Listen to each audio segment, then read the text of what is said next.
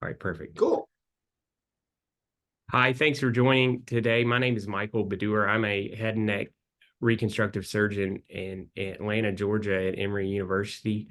And I am joined today by Dr. Matthew Wood, who is the Director of Basic Science Research at WashU in the Division of Plastic and Reconstructive Surgery.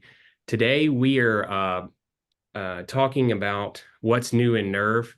So we picked an article that Dr. Wood published back in Plastic and Reconstructive Surgery in 2022, titled Short Duration Pulsatile Electrical Stimulation Therapy Accelerates Axon Regeneration and Recovery Following Tibial Nerve Injury and Repair in Rats. So I wanted to have Dr. Wood on today to discuss this paper, his background, and where he sees this potential research going. I was fascinated by the study itself and the potential clinical applications that it will likely have for the future of nerve surgery. So welcome, Dr. Wood. Thank you for joining us for our spring issue of our Synapse What's New in Nerve. So would you mind just telling us a little bit about your background and maybe some of the background on the existing evidence for electrical stimulation and nerve repair? No, yeah, absolutely. Thank you, Michael, for having me, and thanks for let us try this out for ASPN, the newsletter. This is wonderful.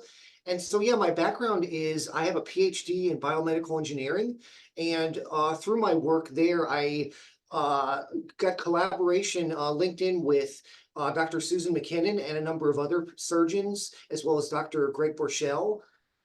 This led to a lot of work in peripheral nerve injury and regeneration research. A postdoc in Toronto where I was not only mentored by Dr. Greg Borchell, but also Dr. Tessa Gordon, who is a major champion and pioneer for this electrical stimulation therapy. And then from there, I took on faculty position where I continued peripheral nerve research here at WashU School of Medicine in St. Louis. And so towards electrical stimulation, this is kind of a really interesting field because it actually goes quite a ways back. Maybe to clarify first, when we talk about electrical stimulation, especially in the context I use it and what Tessa Gordon has used it as well, we're really thinking about what we call pulsatile or alternating current electrical stimulation as opposed to direct current. That's kind of more like what you would run a battery on. And so direct current would produce like constant current electric fields, whereas pulsatile current will allow you to generate action potential. And that's at the heart of what's so interesting about electrical stimulation. And so for years, I would say like well over before the 1950s, even people had been tinkering with pulsatile electrical stimulation, noticing that when you would stimulate neurons on their axons, very interesting changes would happen structurally within the neuron that could be observed under a microscope.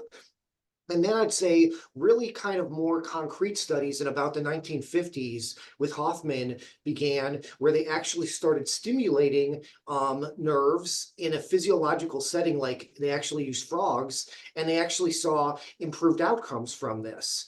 And then towards that, then it got much more serious and more molecular minded in the 80s, where again, using rodent studies, they saw that if you use pulsatile electrical stimulation of injured nerves, you could get them to what, for lack of a better word, regenerate more rapidly and to produce better outcomes because of that, functional outcomes. And from that, it's just grown from there. I'd say widely the reason I highlight Tessa Gordon is that a lot of her research with the number of other individuals like Tom Brushard and Ming Chan have helped kind of champion and take this across the finish line of some of our most basic understandings of how electrical stimulation works through rodent studies, where largely they were able to demonstrate that when you electrically stimulate axons, specifically neurons in their axons, after a nerve injury, it causes an upregulation of regeneration-associated gene programs that result in axons regenerate, or excuse me, neurons regenerating their axons more rapidly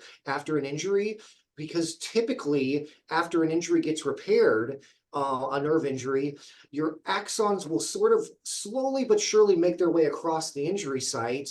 And the biggest thing that from those regeneration associated gene programs that get upregulated from electrical stimulation seems to be that neurons now will encourage their axons to grow much more rapidly, almost like all of them will go across the repair site as early as possible. And this translates to better functional outcomes and improved regeneration overall. And so that was kind of the big takeaway that seems to be what set up the field of electrical stimulation. Okay. Thank you so much. Yeah, that was very helpful. I was I wasn't in terms of the mechanisms. Have you really elucidated any mechanisms, or have there been any mechanisms that people have proposed on how this accelerates the axonal regrowth and the downstream functional recovery? Yes, there has been. This has been a really challenging subject in many ways because a lot of the mechanistics have been more difficult to do in a very sort of like knock in, knock out, cause effect direct pathway, because many of the things that it seems to modulate are really, really critical proteins, things like that.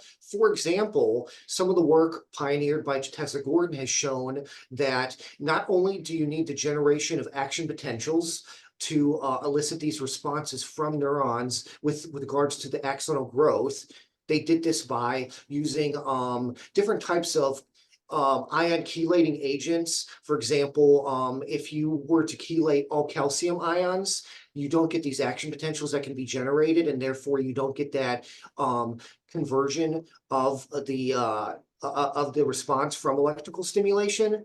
But also what they've noticed is that when you perform the electrical stimulation, within like the first 24 hours and the first several days, you rapid rise in a number of very important neurotropic factors and their receptors, the most principal of which is brain-derived neurotropic factor, or BDNF.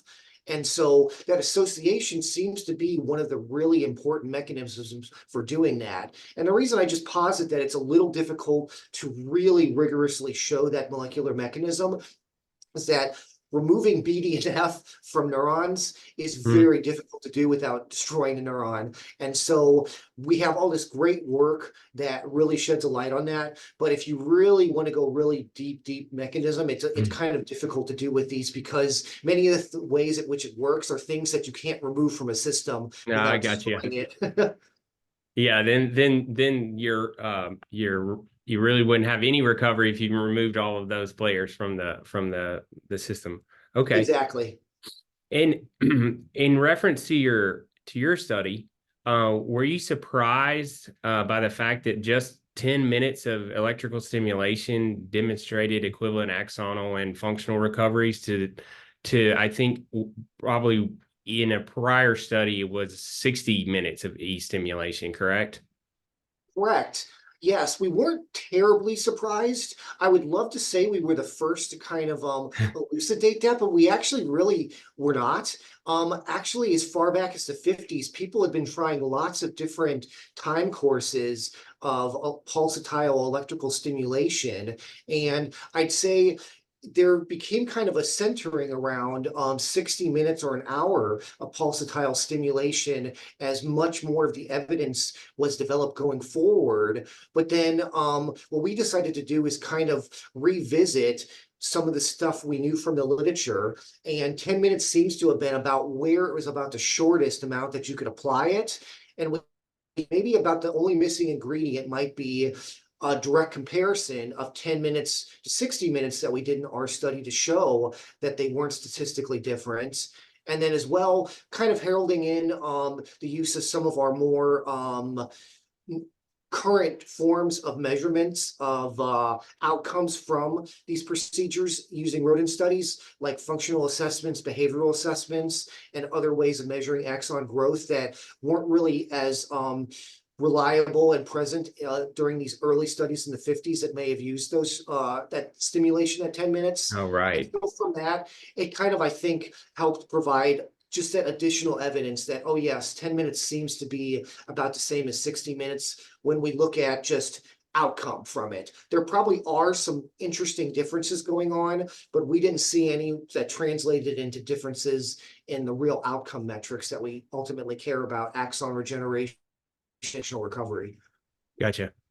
Okay. And final question. Do you feel in terms of like, is there, and I know this is a hard question, and I'm not trying to put you on the spot, but do you feel like there, in terms of any anecdotal use of intraoperative stimulation in terms of a clinical scenario, in terms of you know, side effects or maybe potential benefits? And is your group looking at possibly trying intraoperative stimulation for these kind of things? I was just curious if there's something now that maybe we can apply in terms of a clinical scenario, or is it still too early to really tell? No, that's a great question. You're right, Michael, and it's a really tricky one since I come from a PhD. It's very easy for me to Yeah, I prescribe know. things that I think would be exciting to try.